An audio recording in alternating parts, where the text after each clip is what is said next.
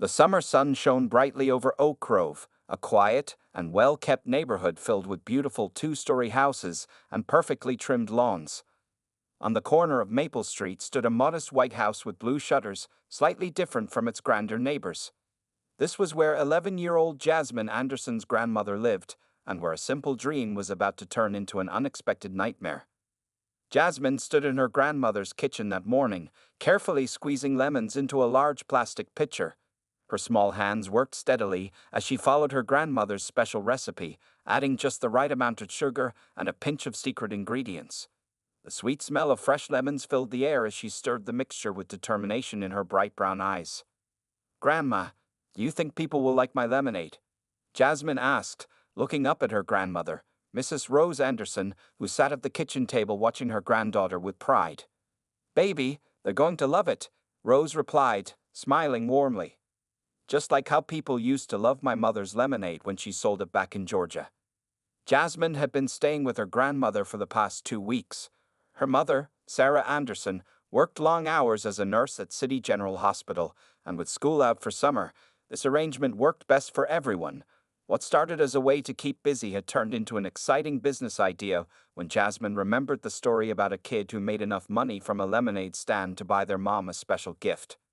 "I'm going to make enough money to buy Mom the pretty necklace she likes at the mall," Jasmine declared, her eyes sparkling with determination. The necklace, a simple silver chain with a heart pendant, cost $50.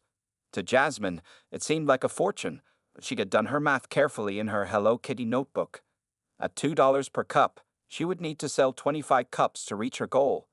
Outside, Jasmine and her grandmother set up a folding table on the front lawn. They covered it with a checkered blue tablecloth that Rose had ironed specially for the occasion. Jasmine arranged her supplies neatly: stacks of paper cups, a container of ice, her pitcher of fresh lemonade, and a small cash box with $5 in change. She had spent the previous evening making colorful signs with markers and glitter, which now decorated her stand. The biggest sign read, "Jasmine's Fresh Lemonade, $2" in careful bubble letters, while smaller signs proclaimed "Made with Love" and "Ice Cold." She had even drawn little lemons and smiley faces on them. Rose helped her take the signs to the front of the table, making sure they were straight and visible from the street. A gentle breeze rustled through the oak trees that lined the street as Jasmine straightened her new white apron, another special touch her grandmother had added to make her look professional. Her dark curly hair was neatly pulled back into 2 braids, tied with yellow ribbons to match her lemonade theme. She wanted everything to look perfect for her first day of business. As Rose settled into her wooden rocking chair on the porch to keep watch, Jasmine noticed some of the neighbors peeking through their windows. Oak Grove wasn't used to seeing many black families in the area. Rose had only moved here 3 months ago, using her life savings to buy the small house in what everyone called a good neighborhood. She was one of only 2 black homeowners on the entire street. "Remember what I told you, baby," Rose called from the porch. "Stand up straight, smile big, and be polite to everyone. You're going to do just fine." Jasmine nodded, taking a deep breath as she saw the first potential customers walking down the sidewalk. She practiced her sales pitch in her head, just like she had done in front of the bathroom mirror all morning. Her heart beat faster with excitement and a little nervousness, but she was ready. This was her chance to prove she could run a real business, just like the young entrepreneurs she read about in her school's library books. The morning sun continued to climb higher in the sky, promising a hot summer day, perfect weather for selling cold lemonade. What Jasmine didn't know was that her simple dream of earning money for her mother's birthday gift was about to become much more than just a lesson in business. The events that would unfold over the next few hours would change not only her life, but the entire Oak Grove community forever. The first customers to approach Jasmine's lemonade stand were the Thompsons, an elderly couple who lived 3 houses down. Mrs. Thompson wore a wide-brimmed sun hat, and Mr. Thompson walked slowly with his wooden cane. They had seen Jasmine setting up her stand from their morning walk. "Well, what do we have here?" Mrs. Thompson asked kindly, bending slightly to read Jasmine's colorful signs. Her husband smiled, wiping sweat from his forehead with a handkerchief. "Fresh lemonade, ma'am. Would you like to try some?" "It's my grandmother's special recipe," Jasmine replied cheerfully, remembering to stand straight and smile just as her grandmother had taught her. "2 cups, please," Mr. Thompson said, pulling out his wallet. This heat is something else today. Jasmine's hands trembled slightly with excitement as she carefully poured 2 cups of her lemonade. Ice cubes clinked against the paper cups, and tiny drops of condensation immediately formed on the outside. She handed the drinks to the couple, making sure not to spill a single drop. Mrs. Thompson took a sip and her eyes widened. My goodness, this is delicious. She turned toward Rose on the porch. Rose, you've taught your granddaughter well. This reminds me of the lemonade my mother used to make. Word began to spread about the delicious lemonade on Maple Street. A group of kids riding their bikes stopped by, pulling crumpled dollar bills from their pockets. 2 joggers paused their morning run to refresh themselves. Even Mr. Davis, the mailman, bought a cup during his rounds. Jasmine kept careful track of her sales in her notebook, drawing a small star next to each cup sold. By noon, she had already sold 15 cups. She counted her money 3 times to be sure.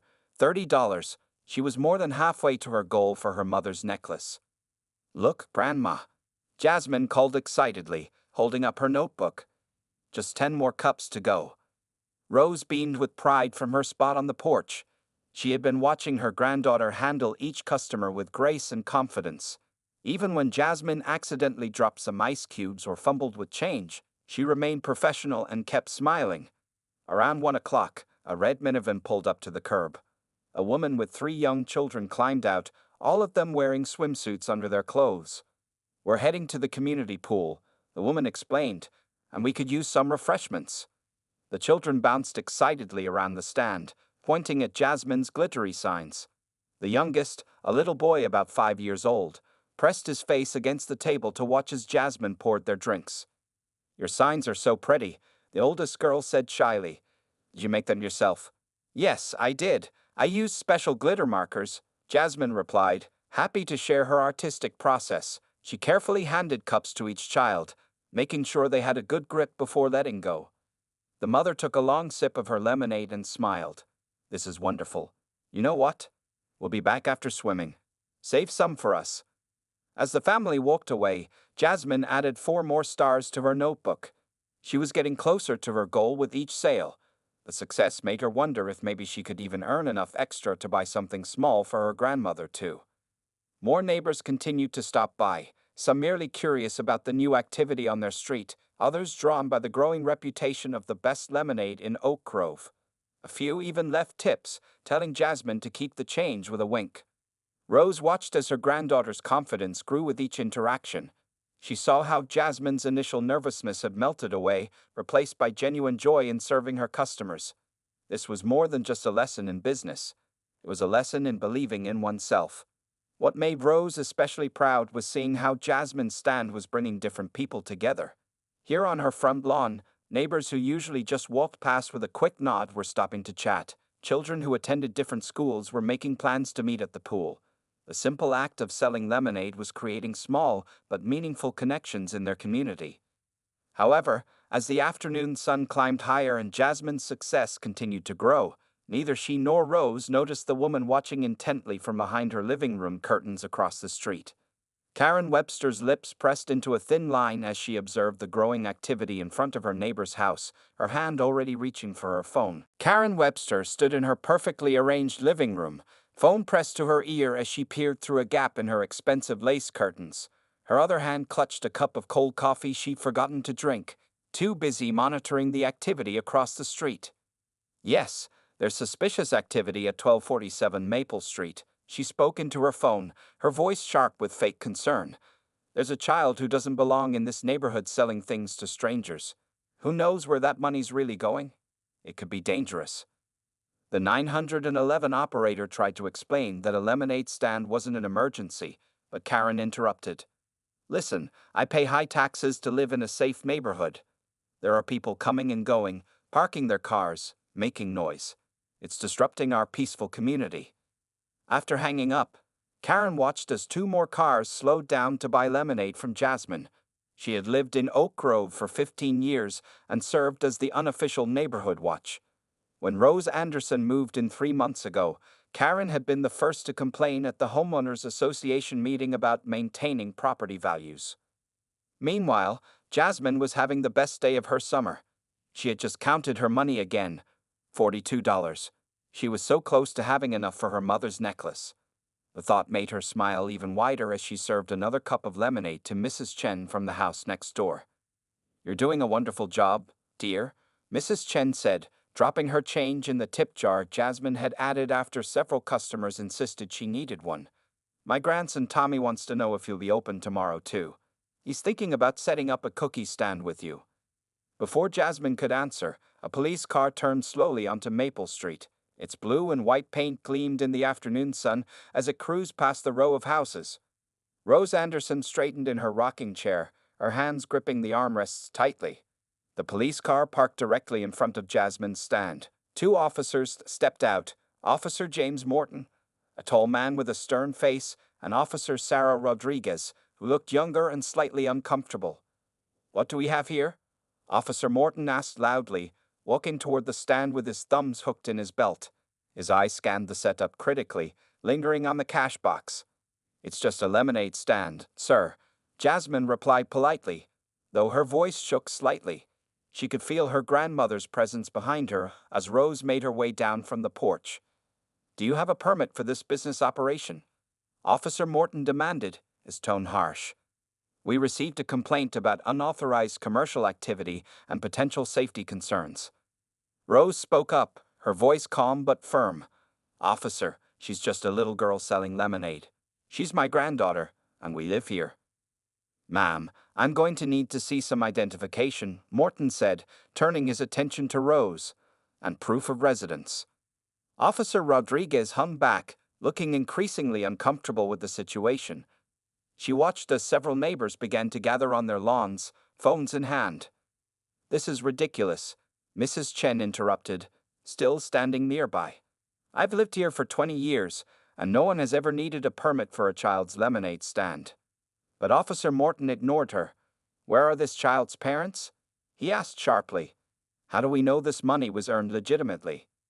Tears began to well up in Jasmine's eyes, but she blinked them back. She remembered what her mother always told her about staying strong and calm when faced with unfair treatment. With trembling hands, she began to pull out her notebook.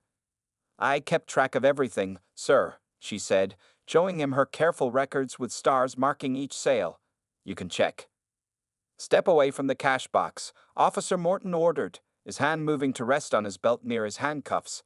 "Until we can verify everything here is legal, we need to secure any potential evidence." Rose's face paled as she saw where this was heading.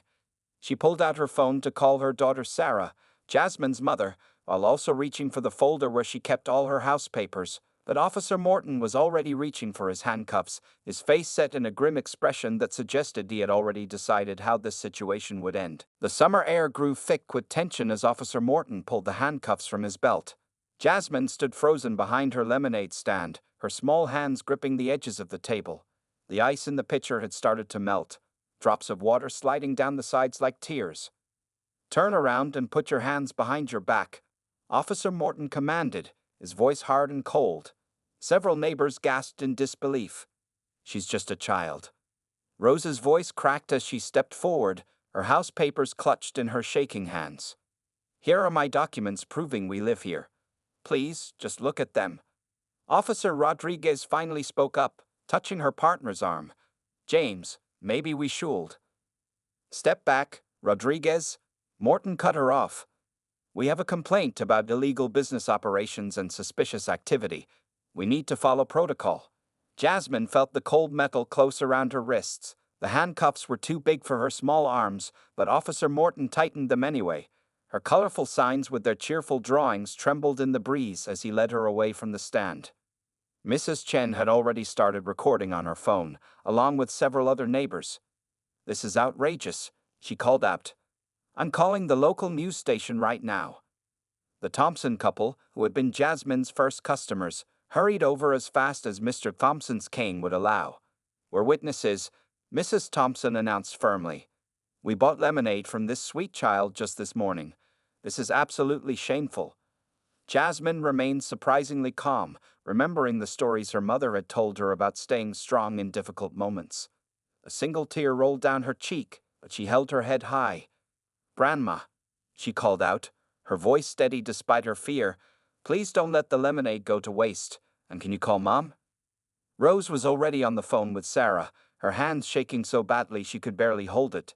"Sarah, they're arresting Jasmine. Yes, for selling lemonade. Please come quickly." Officer Morton began reading Jasmine her rights, as if she were a hardened criminal instead of an 11-year-old girl in a brand new apron with lemon patterns. The neighbors' phones captured every word, every moment of this unbelievable scene. Karen Webster watched from her window, her face growing pale as she saw how many people were recording. This wasn't quite what she had expected when she made her call. She quickly stepped away from the window when she noticed Mrs. Chen pointing in her direction and speaking angrily to other neighbors. Officer Rodriguez looked increasingly distressed. She walked over to Rose and spoke quietly. "Ma'am, I'm so sorry about this. If you can show me your documentation, maybe we can resolve this without." Too late for that now, Officer Morton interrupted, leading Jasmine toward the police car. "We need to process her at the station. The parents can sort it out there." Just then, a car screeched to a halt near the scene. Sarah Anderson jumped out, still wearing her nurse's scrubs from her shift at the hospital. Her name badge from City General Hospital glinted in the sunlight as she ran toward her daughter. "What are you doing to my child?" Sarah's voice carried the authority of someone used to handling emergency situations. "Remove those handcuffs immediately." Officer Morton started to explain about permits and protocols, but Sarah cut him off. "My daughter is 11 years old. She's selling lemonade in her grandmother's front yard. Since when is that a crime?" The growing crowd of neighbors murmured in agreement. Phones continued recording as Sarah demanded to see Officer Morton's badge number and his supervisor's contact information. Even the usually quiet families on the street had come out to witness what was happening, their faces showing a mix of shock and anger. Jasmine stood quietly by the police car, the handcuffs still around her wrists. She looked at her lemonade stand, where just an hour ago she had been happily serving customers and counting her stars. The money she'd saved for her mother's necklace sat untouched in the cash box, next to the tip jar decorated with thank you notes from kind neighbors. None of it seemed real anymore. By sunset, the video of Jasmine's arrest had spread across social media like wildfire. Mrs. Chen's daughter, a popular local YouTuber, had shared the footage on every platform she could find. The headline, "11-year-old black girl arrested for selling lemonade in white neighborhood," appeared on news websites and sparked heated discussions everywhere. Sarah Anderson sat in her living room, surrounded by neighbors who had come to show their support. Her phone hadn't stopped ringing since the incident. Local news stations wanted interviews, and civil rights organizations offered their help. Jasmine lay curled up on the couch with her head in her mother's lap, finally able to rest after the traumatic afternoon.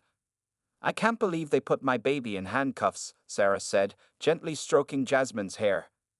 The girl had been released from the police station after 3 hours of Sarah and Rose arguing with police officials and showing every possible form of identification they had. Mrs. Thompson set down a fresh pot of tea on the coffee table. "We're not letting this go," she declared firmly.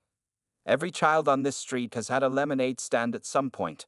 Tommy Chen sold cookies last summer. The Miller twins had a car wash. Nobody ever called the police on them." Outside, a group of protesters had gathered at the end of Maple Street. They carried signs reading "Justice for Jasmine" and "Black children can sell lemonade too." Cars drove by slowly, honking in support. Local news vans lined the street, their reporters trying to get comments from anyone who would talk. Rose's phone buzzed with a new message. "Listen to this," she said, reading from her screen. "Reverend Jackson from First Baptist Church wants to organize a community meeting tomorrow. He says it's time to address the racial profiling in our neighborhood." Karen Webster hadn't shown her face since the incident, but rumors spread that several neighbors had seen her crying in her car. Someone had posted her name and her 911 call online, and now her real estate business was flooded with negative reviews. Her husband had to sneak out the back door to get to work. "Mom," Jasmine spoke up softly. "Can I show you something?" She reached for her Hello Kitty notebook, which had been returned to her at the police station. Opening it carefully, she pointed to her sales records. "I made enough money for your birthday present. I wanted it to be a surprise." Sarah hugged her daughter tightly, tears flowing down her face. Mrs. Chen quickly took a photo of the moment, which would later become a powerful symbol of the incident on social media. Just then, there was a knock at the door. Officer Sarah Rodriguez stood there, out of uniform and looking nervous. "I'm here as a person, not a police officer," she said quickly. "I want to apologize to Jasmine and her family. What happened today was wrong, and I should have done more to stop it." The room fell silent as Rodriguez handed Sarah a formal complaint she had filed against Officer Morton, documenting his inappropriate behavior and excessive use of authority. "I've also reached out to the Police Accountability Board," she added. "They want to review the bodycam footage." News spread quickly through the neighborhood group chat. More neighbors arrived with food and drinks, turning the Andersons' house into an impromptu community center. The Chen family brought Chinese dumplings, the Garcias arrived with homemade tacos, and Mrs. Thompson had baked her famous apple pie. As the evening went on, plans began to form. The neighborhood association called an emergency meeting for the next day. Parents organized a children's business fair to support young entrepreneurs. A local law firm offered to help review the city's permit regulations for children's activities. Jasmine watched it all from her spot on the couch, still processing the day's events. Her simple lemonade stand had turned into something much bigger than she had ever imagined. Her mother's necklace, which had seemed so important that morning, now felt like a small part of a much larger story. "You did nothing wrong, sweetheart," Sarah assured her daughter, seeing the worried look on her face.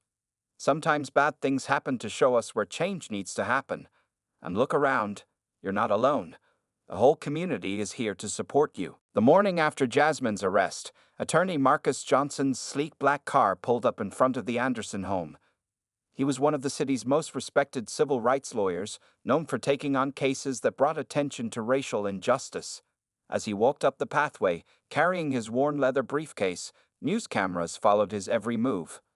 "Mrs. Anderson," he greeted Sarah at the door, his kind eyes crinkling at the corners.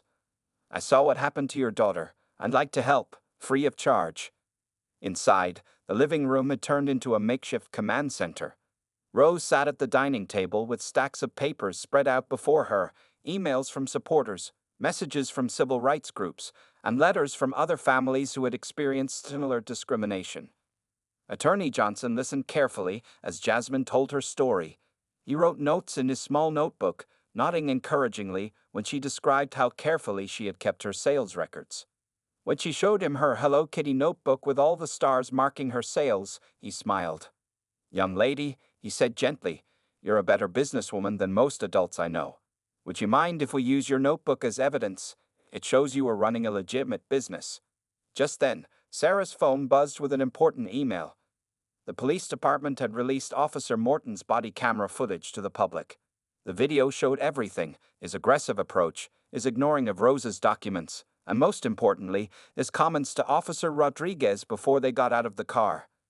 "Let's show these people they can't just move into our neighborhood and do whatever they want," Morton's voice could be clearly heard saying on the video. Attorney Johnson's eyes narrowed as he watched the footage on Sarah's phone. "This is exactly what we needed," he said, his voice firm. "This proves it wasn't about permits or safety. It was about racial profiling." The mayor's office called next. Mayor Garcia wanted to meet with the Anderson family personally. The incident was making national news, and she wanted to show that the city was taking it seriously. "We're not just looking for an apology," Attorney Johnson told the family. "We want real changes. New training for police officers, clear rules about children's activities, and consequences for false 911 calls based on racial bias." As they talked, more supporters gathered outside. The local ice cream shop had parked their truck in front of the house, giving out free ice cream to show solidarity. Children from nearby neighborhoods set up their own lemonade stands, with signs reading "Standing with Jasmine" and "Black kids can be entrepreneurs too." Officer Rodriguez arrived later that afternoon with more evidence. She had collected statements from other officers about Morton's past behavior and brought internal emails showing previous complaints against him that had been ignored. "I should have spoken up sooner," she told Sarah. "Your daughter's case helped me find my courage. There are good police officers who want things to change, and we're going to make sure they do." Attorney Johnson worked quickly, preparing legal documents at the dining room table. He explained everything to the family in simple terms, making sure they understood each step. They would file complaints with the police department, the city council, and the civil rights division of the Justice Department. "But what about Officer Morton?" Jasmine asked quietly. She hadn't seen him since the arrest, but sometimes she still felt the cold handcuffs on her wrists when she thought about him. He's been placed on administrative leave, Attorney Johnson explained. That means he can't work as a police officer while they investigate what he did. And with this body camera footage, I don't think he'll be a police officer much longer. By evening, the story had reached national civil rights leaders. They announced plans to visit the city and meet with Jasmine. Her small lemonade stand was becoming a symbol of a much larger fight for justice and equality. Remember, Attorney Johnson told Jasmine as he packed up his briefcase to leave. Sometimes the smallest actions can lead to the biggest changes. You stood up for yourself with dignity, and now you're helping to make sure this doesn't happen to other children. 2 weeks after Jasmine's arrest, the city council chamber was packed with people. Every seat was taken, and people stood along the walls.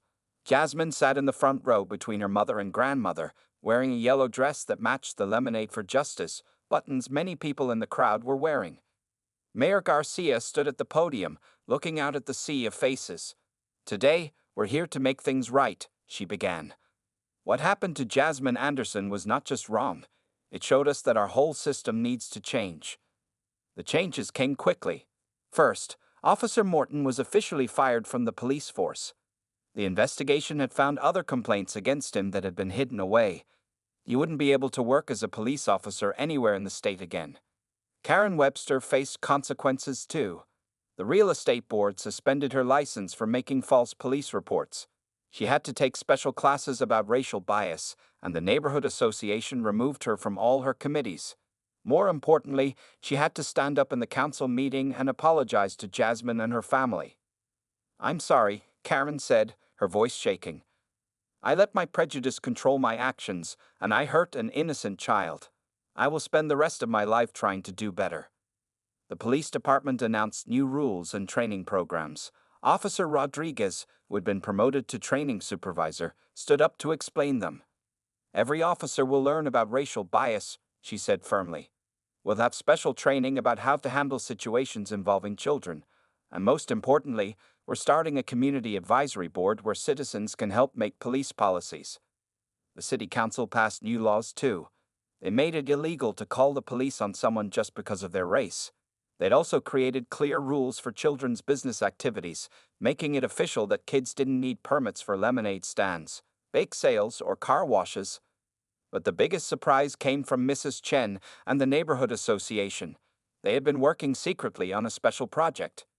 "We're creating the Young Entrepreneurs Support Program," Mrs. Chen announced proudly. "Every child in our city who wants to start a small business will get help and support. And we're naming it after Jasmine Anderson because her courage helped make our community better." The program would provide kids with business advice, supplies, and even small loans to help them start their projects. They would learn about keeping records, making signs, and handling money, all the things Jasmine had done so well with her lemonade stand. Local business owners stepped up to help too. The owner of Sweet Dreams Ice Cream Shop offered to mentor young food vendors. The craft store promised to donate supplies for signs and decorations. Even the local bank said they would teach free classes about saving money and basic business skills. "This is how real change happens," Attorney Johnson told the crowd. "When a community comes together and says never again, and then does the work to make sure of it." Jasmine listened to all the speeches, still amazed that her simple lemonade stand had started all of this. She thought about other kids who would now be able to follow their dreams without fear. It made the scary memories of her arrest feel a little less painful. At the end of the meeting, Mayor Garcia called Jasmine to the podium. She handed her a special certificate and a small golden key to the city. "This key represents our promise," the mayor said. "Our city's doors will always be open to young people with dreams, no matter what they look like or where they live." The crowd stood and cheered. Parents hugged their children. Police officers shook hands with community members. Reporter cameras flashed as Jasmine held up her key, smiling proudly. Later that evening, as the Anderson family walked home, they passed Karen Webster's house. In her front window, she had placed a sign that read, "All children welcome here." It wasn't much, but it was a start. "You know what, Mom?" Jasmine said, squeezing Sarah's hand.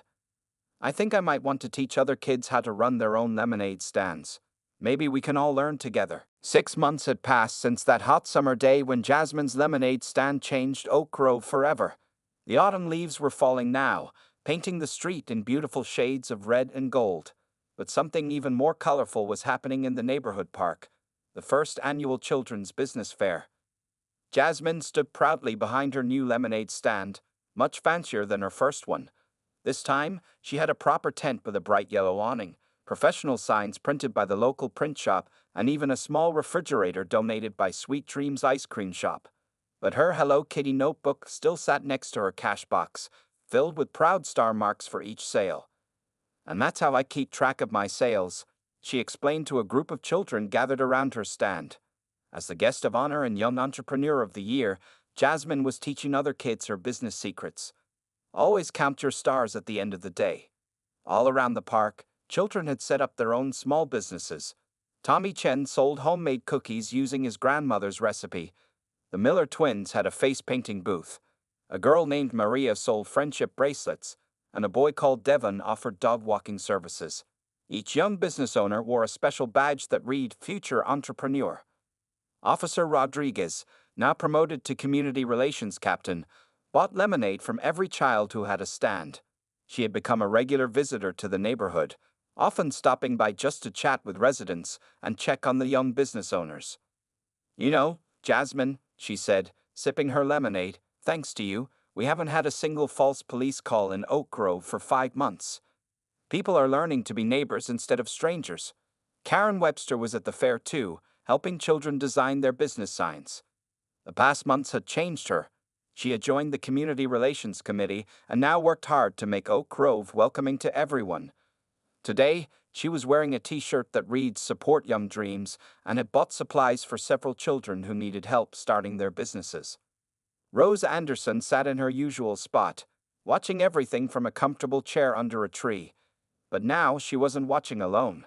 Other grandparents had joined her, forming what they jokingly called the Grandparents' Business Advisory Board. They shared stories, gave advice to the children, and made sure everyone felt safe and supported. Sarah arrived at the fair straight from her hospital shift, still wearing her nurse's scrubs. But this time, she wasn't rushing to save her daughter from handcuffs, she was coming to celebrate. Around her neck gleamed the silver heart necklace Jasmine had finally bought her, now a symbol of much more than just a birthday gift. "Mom," Jasmine called out excitedly, "we raised over $1,000 to date for the Young Entrepreneurs Support Program. Now more kids can get help starting their own businesses." The program had already helped 20 children start their own small businesses. Each one received training, supplies, and a mentor from the local business community. More importantly, they got something that couldn't be bought: the confidence to follow their dreams without fear. Attorney Johnson stopped by too, bringing his own children to participate in the fair. "See that girl there?" he told them, pointing to Jasmine. "She taught us all that you're never too young to stand up for what's right." As the sun began to set, the fair wound down. Families packed up their stands, counted their earnings, and shared stories about their successful day. But before everyone left, they gathered for a special ceremony. Mayor Garcia presented Jasmine with a new award, the Young Leader of Change Medal. "This medal isn't just for selling lemonade," the mayor explained. "It's for showing us how to turn something sour into something sweet. It's for helping our community learn and grow." Jasmine looked out at all the smiling faces, her family, her neighbors, the other children with their creative businesses, even Karen Webster with her new understanding. The scary memory of handcuffs had faded, replaced by something much stronger: the knowledge that one small stand could help build a bridge between people. Next year, Jasmine announced into the microphone, "Let's make the fair even bigger, because every child deserves a chance to shine, and every dream deserves a chance to grow." The crowd cheered, and in that moment, under the golden autumn sky, Oak Grove wasn't just a neighborhood anymore. It had become what it should have been all along: a true community where lemonade stands were just the beginning of understanding, acceptance, and change.